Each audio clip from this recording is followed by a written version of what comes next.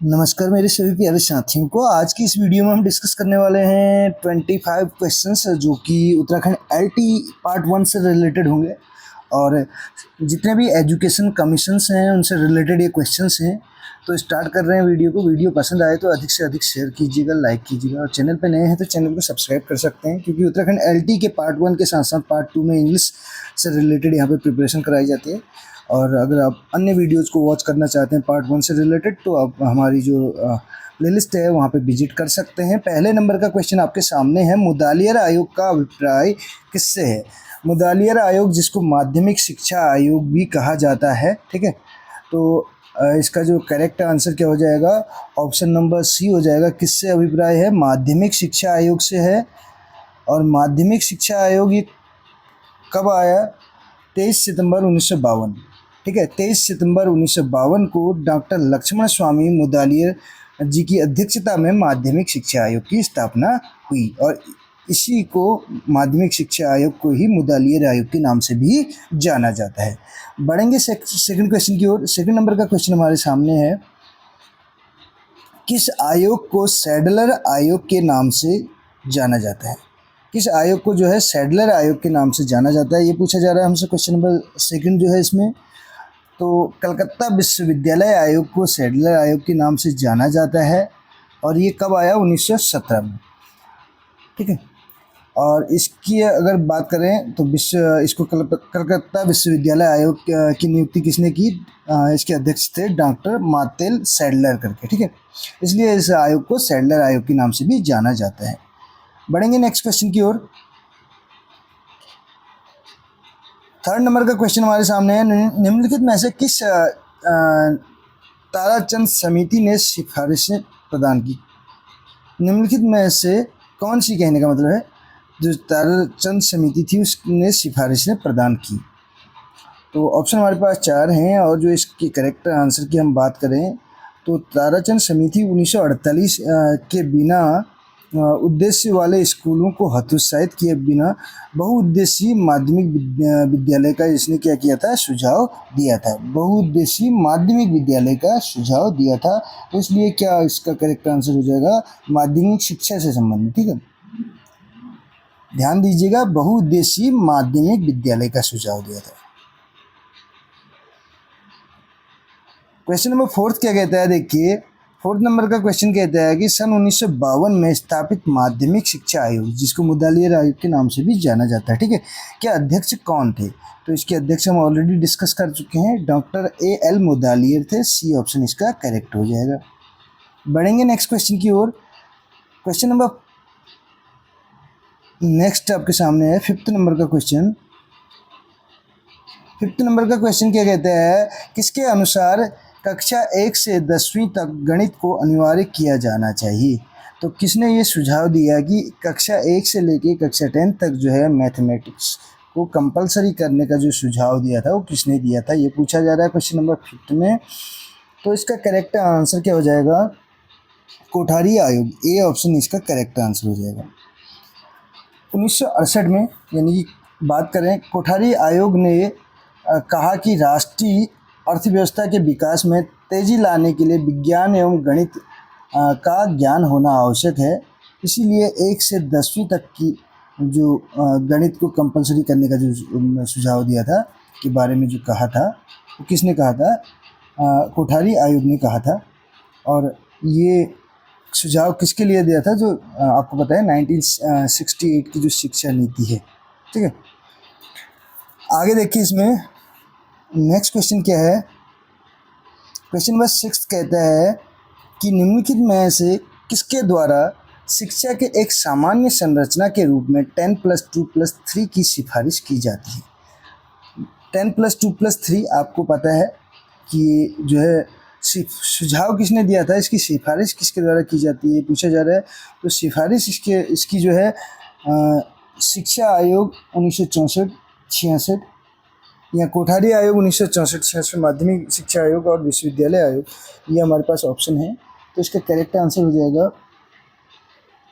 कोठारी आयोग 1964-66। B option इसका correct हो जाएगा।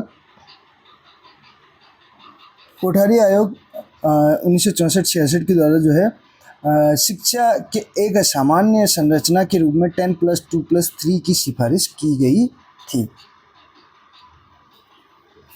तो इसको ही बाद में अगर बात करें, कोठारी आयोग को ही जो है किस नाम से जाना जाता है, कोठारी आयोग को ही भारतीय शिक्षा आयोग या राष्ट्रीय शिक्षा आयोग के रूप में भी जाना जाता है।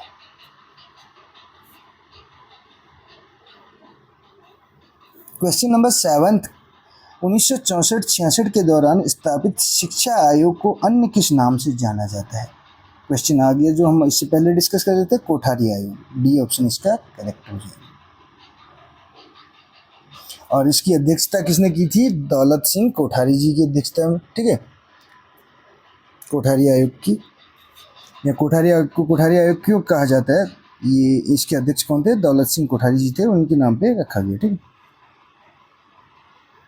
क्वेश्चन नंबर 8 कहता है, निम्न में से कौन कोठारी आयोग के अध्यक्ष थे?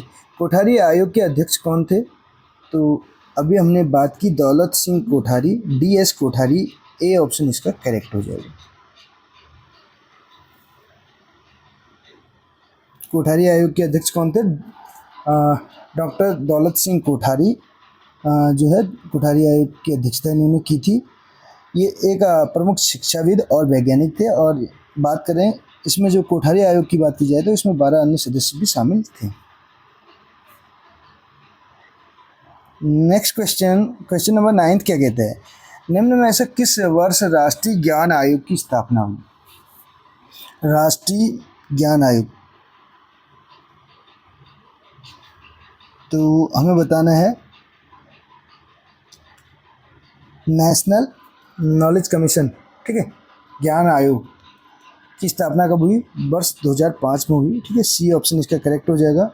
2005 में जो है ज्ञान आयोग की स्थापना हुई। और बात करें, राष्ट्रीय ज्ञान आयोग एक भारतीय थिंक टैंक था जिस पर संभावित नीतियों पर विस्तार करने का दायित्व दिया गया था। ज्ञान आयोग पे ऑलरेडी वीडियो बना चुके हैं, जो कि ज्ञान गहन सेवा क्षेत्रों में भारत के तुलनात्मक लाभ में वृद्धि करने का सुझाव देना था, जिसका मुख्य उद्देश्य। इसका गठन 13 जून 2005 को 13 जून 2005 को भारत के तत्कालीन, उस समय के कहने का मतलब है, प्रधानमंत्री डॉक्टर मनमोहन सिंह ने किया था। गठन किसने किया था? 13 जून 2005 को तत्कालीन प्रधानमंत्री मनमोहन सिंह जी के द्वारा किया गया था। आगे देखिए, क्वेश्चन नंबर 10 क्या कहते हैं, राष्ट्रीय ज्ञान आयोग का अध्यक्ष कौन था? तो राष्ट्रीय ज्ञान आयोग था, ठीक है, तो इसके अध्यक्ष के बारे में पूछा जा रहा है। तो इसके अध्यक्ष सैम पित्रोदा थे। बी ऑप्शन करेक्ट हो जाएगा। बढ़ेंगे नेक्स्ट क्वेश्चन की ओर। क्वेश्चन नंबर 11 क्या कहता है, निम्न में से कौन राष्ट्रीय ज्ञान आयोग के प्रतिवेदन के स्तरों में सम्मिलित था या थे? तो कौन सम्मिलित था ये पूछा जा रहा है। ज्ञान के सिद्धांत, ज्ञान की सुलभता, सृजन और उपयुक्त छवि। तो अगर बात की जाए राष्ट्रीय ज्ञान आयोग के प्रतिवेदन के 5 स्तर जो थे, ज्ञान की सुलभता भी है, ज्ञान के सिद्धांत भी हैं, ठीक है, इसके अलावा ज्ञान का सृजन भी है, और इसके अलावा सेवाएं और अनुप्रयोग, 2 और हैं, सेवाएं और अनुप्रयोग, यानी कि ये सभी इसका करेक्ट आंसर हो जाएगा डी ऑप्शन। तो इसमें कितने स्तर थे? 5। 3 स्तर तो यही हैं और चौथा हमने बताया सेवाएं, सर्विसेज कहने का मतलब है, और इसके अलावा लास्ट जो है अनुप्रयोग, जिसको एप्लीकेशन भी बोलते हैं, ठीक है। ये 5 स्तर हैं। क्वेश्चन नंबर 12 क्या कहते हैं, निम्नलिखित में से किसने हेल्थ डाटा बैंक व इलेक्ट्रॉनिक हेल्थ रिकॉर्ड का सुझाव दिया था? तो किसने दिया था ये सुझाव, ये पूछा जा रहा है क्वेश्चन नंबर 12 में। तो ये दिया था राष्ट्रीय ज्ञान आयोग ने। किसने दिया था? राष्ट्रीय ज्ञान आयोग ने दिया था। बी ऑप्शन इसका करेक्ट हो जाएगा।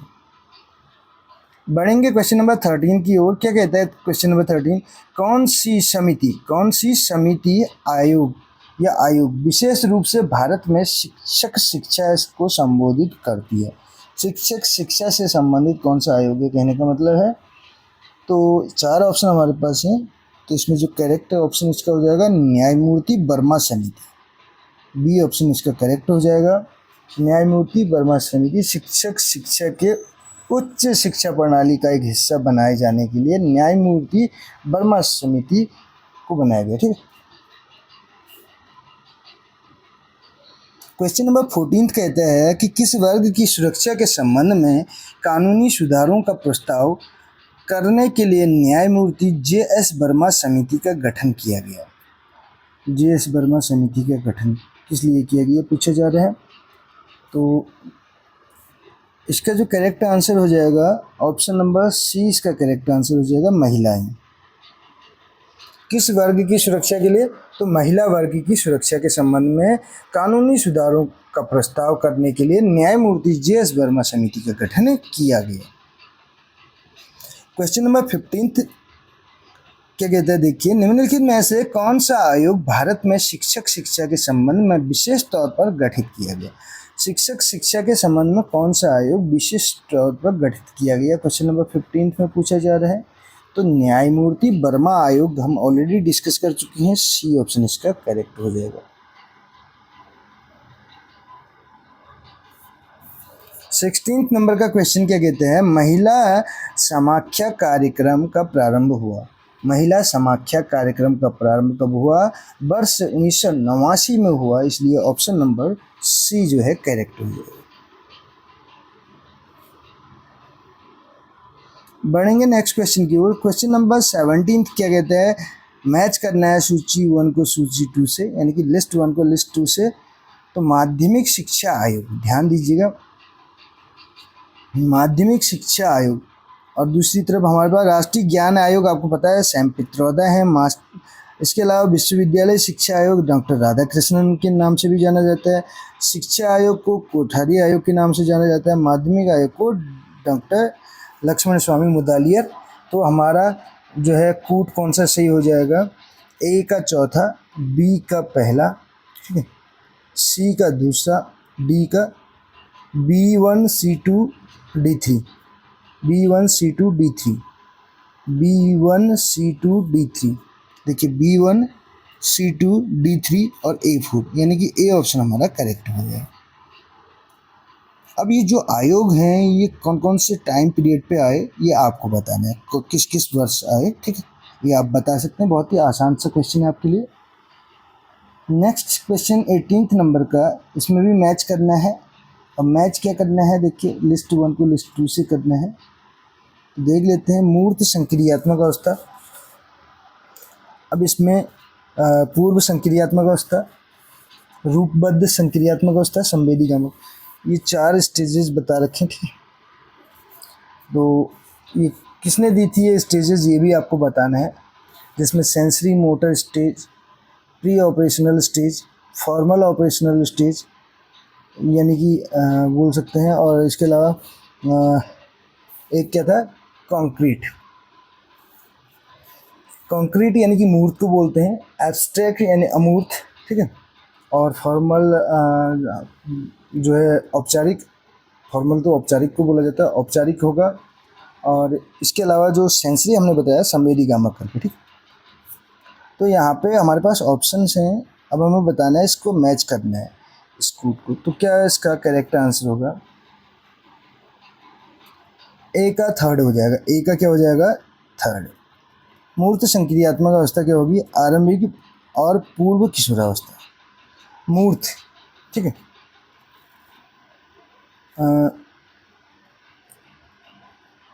इसके अलावा अगर बात करें पूर्व संक्रियात्मक अवस्था, तो प्री ऑपरेशनल स्टेज, नैनीहाल वयस्क करके इसका करेक्ट आंसर हो जाएगा,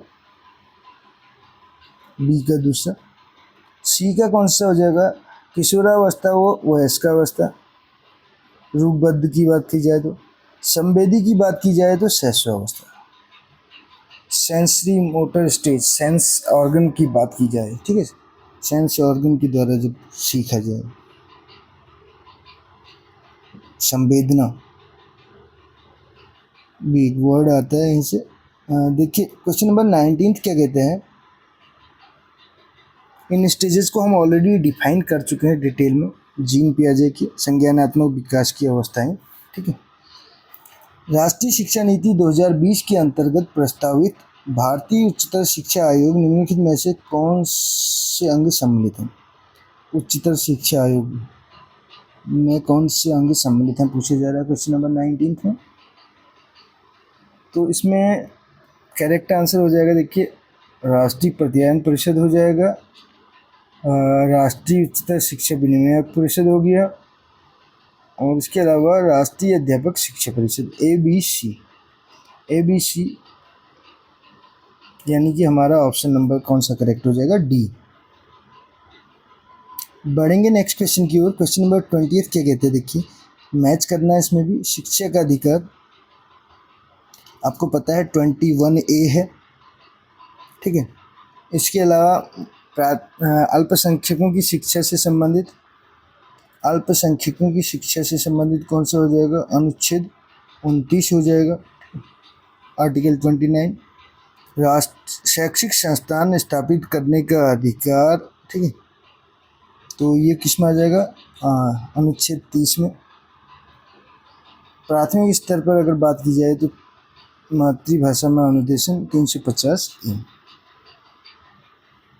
तो ए का तीसरा, बी का पहला, ठीक, और सी का दूसरा, B1 C2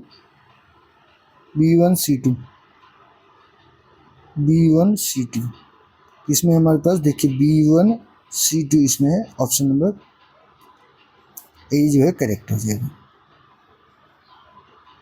क्वेश्चन नंबर 21 सूची 1 यानी कि फिर से मैच करना है। अब इसमें हमें ये एक तरफ बुक्स दी हैं, एक तरफ इनके ऑथर राइटर हमें दिए हुए हैं, तो हमें बताना है, इसमें मैच करना है फिर से। एथिकल रिलीजन किसकी बुक का नाम था? एथिकल रिलीजन, तो ये MK गांधी जी की हो जाएगी, ठीक है। और इसके अलावा विमेन एंड इविल करके है, नेल नोदिंग्स करके है।